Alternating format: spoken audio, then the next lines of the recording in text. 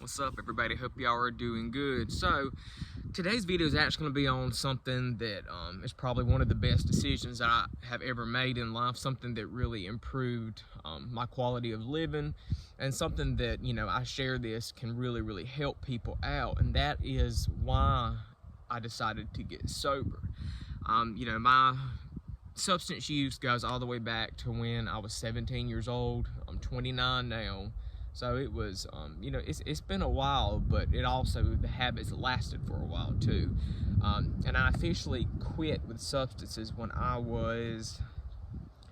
quit a few times in my 20s, but I never fully quit until I believe I was 27. I had a few slip-ups after that, and I've had a very wild ride with substances. I want to be careful what words I say because YouTube can be kind of funny about certain words you say, so I'm just going to say substances. My life has been a wild ride with substances ever since I was introduced to them as a teenager. I did not grow up around anything like that, but when I was 17, I met my first boyfriend, and his dad had a prescription pill problem, and just, it was just very strange. He was giving them to his children, and I guess he didn't realize what he was doing. He ended up getting me and my ex-boyfriend hooked on prescription pills, and you think about that, and that is just so screwed up, but it's the truth. And starting at that age, that led to a 6-7 year everyday use of prescription pills. And then when I quit taking prescription pills, that's when I turned to alcohol. And I quit taking prescription pills because I just could no longer afford them. And I turned to alcohol, and through my alcohol use, it led to a lot of, I wrecked my car about 5 times. I got put into a detox center for several times. I went to jail. Alcohol really held a hard grip on me. And back before that, with the prescription pills, y'all, I was spending at least $300 a week on that. And at the time, y'all, I was young. I was working at Walmart. I didn't make much at all. I lived with my parents at the time, and I didn't really have many bills, and I was living there also because that gave me more money to spend on stuff like that. I mean, that is, that's really sad. That sounds like very much a low life, and I truly was. I mean, I've always been a nice guy, good person, but I definitely lived my life around doing substances. I never did anything really hardcore, just prescription pills, alcohol, and I smoked cigarettes for about 10-11 years. I've quit that now.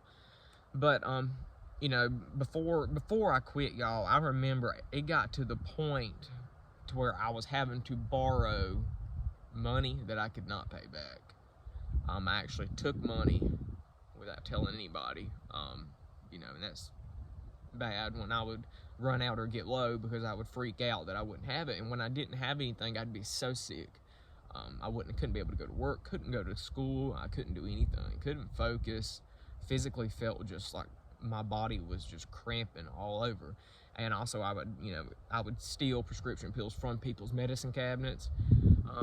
It was really sad, but that's the kind of life that I lived. And unfortunately, when I started doing all that, y'all, I didn't have in my mind, oh, I want to be like that. But at the end of the day, I still chose to do that. I chose that life, whether or not I knew exactly what I was getting myself into. I had the ability to say no when I was younger, but I didn't. It was a lot of peer pressure at the time, and I was at that age. I just wanted to be cool. I wanted to fit in, and I thought, what would this hurt? But if I look back on that now, y'all, and it's like, I just wish I would have said no. But at the same time, y'all, through these years of struggling with addiction, I learned a lot of lessons. I learned a lot about myself. I learned a lot about life, a lot about God. My spiritual life really, it improved so much because of dealing with addiction, that it's like, a lot of people, it takes something like that to really make you to want to connect to that part of you that is in touch with God. And I think about that every day, y'all, because of my addiction that I went through. I lost went through a lot of money. I lost romantic relationships because of it. I lost friendships because of it. Family life went down the drain because of it. I mean, pretty much almost every bad thing that could happen to someone because of addiction that happened to me. But all the relationships and stuff that I ruined and all that, I went back and spoke to those people. And, I apologized for everything, asked for forgiveness, and I just let it go. And I had to move on, because after I quit for a while, y'all, I used to beat myself up because I was in my right mind finally, and I was able to clearly think and reflect upon the decisions that I had made, and I felt like crap. I mean, I felt very low, very sad, very depressed, but I knew, I can't just sit here in this feeling. I have to go do something about it. And so I just, reached out to folks and apologized and told them the truth about things that I had lied about. And, I really gradually over time, I began forgiving myself. And, the whole thing with addiction, y'all, is it's something that it takes such a strong hold over you that it consumes your life. And you think, well, I did, at least I have this under control.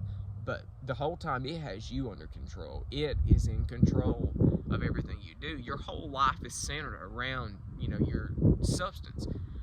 Whatever you want to, whichever one you're doing, your whole life will be revolved around that, and you'll lose everything because that's all you want. That's all you think about. That's all you go after. All your dreams and just all your plans in life, they go on the back burner. You're just focused on getting that high. And unfortunately, that's what happened to me. And the main reason, y'all, that I decided to get sober was because I hadn't gotten to the point to where my intake was very, very high. And one day, it kind of crossed my mind. I was like, I started not feeling the effects of them very well, which caused me to take more and more and more. And I just had a very bad episode. And, I just came to the realization is that, Dylan, you're going to lose everything you got. You're not going to have anybody. And then after that, you're going to end up losing your life, because the amounts of things that I was taking at once, because I couldn't get a high off the normal dosages that I started out taking with, and finally it works its way up, and then eventually it takes such a high dose for you to feel the effects that your body can't handle that amount of chemicals in your system. And I was like, Dylan, you're gonna die if you don't stop. And that was when I finally reached out for help. And I also had an incident where I owed people money for stuff, and they threatened, to come after me, in my family. And this sounds horrible, and it's pretty embarrassing. But and I thought, I don't want to harm anybody else because of my issues, my problems. And that was when I got myself together. I went to rehab center, got clean, did a lot of therapy, and I really dived straight into spirituality and everything that it could offer to help me out. I gained faith in a higher power, and my life just improved so much. And I am, making this YouTube channel, and I am here this strong of a man because of all that. If I didn't go through all that, maybe I wouldn't be sitting here right now. So everything happens for a reason. I truly believe that. And, guys, if you are battling an addiction and you don't know what to do, you don't know where to turn, and you don't know how to handle it, please reach out to somebody. It's very embarrassing. I know, there's a lot of shame centered around having an addiction. I've been there, many years.